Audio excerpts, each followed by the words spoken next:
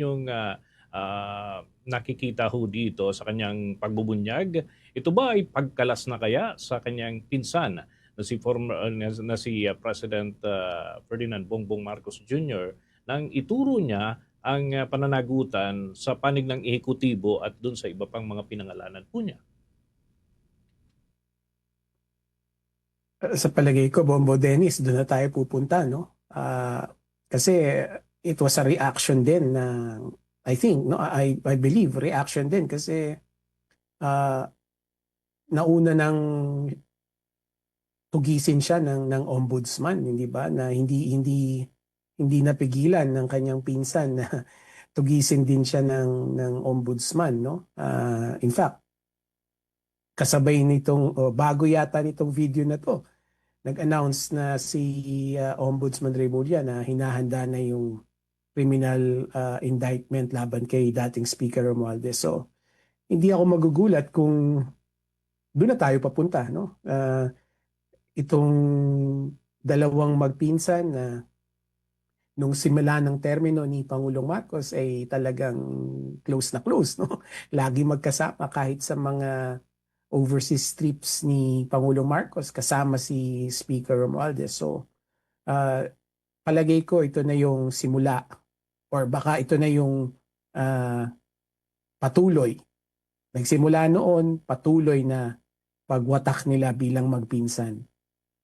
Okay. Attorney, yung salita na hindi ako ang mastermind.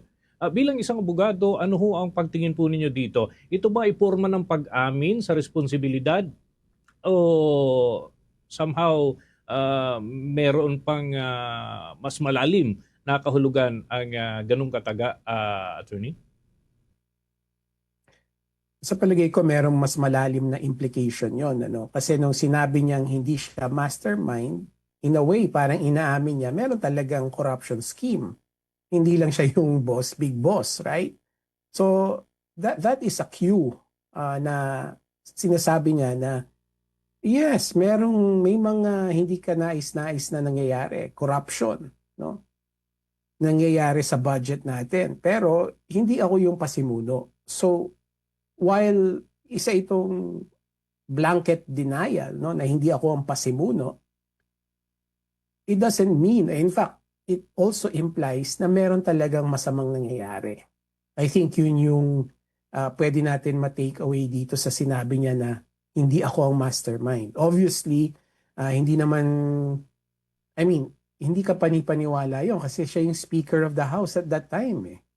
Right? Siya yung isa sa mga pinakamakapangyarihan na opisyal na gumagabay dun sa proseso ng budget, no? Hindi lang siya yung mag-isa na gumagabay doon, no? Meron silang andun yung Appropriations Committee Chairman, nandun yung Senate President, nandun yung Finance Committee ng Senate, and of course, nandyan yung presidente natin. So, there are many high public officials involved here. At sa palagay ko, yun yung sinasabi o pinapahiwatig doon sa statement na hindi ako ang mastermind. Okay, ang akin hong katandem ngayon